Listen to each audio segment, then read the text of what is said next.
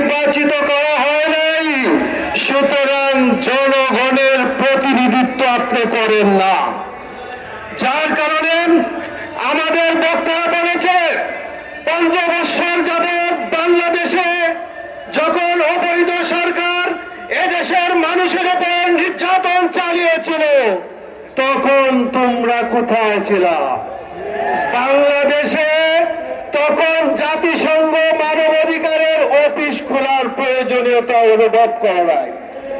এখন যখন আমরা স্বৈরাচারকে বিচার করার জন্য দেশের জনগণ ঐক্যবদ্ধ, তখন তোমরা সেই বিচারকে প্রশ্নবিদ্ধ করার অপচেষ্টায় মানবাধিকারের নামে বাংলাদেশে প্রবেশ করতে চাচ্ছ। জনগণ দেবে না।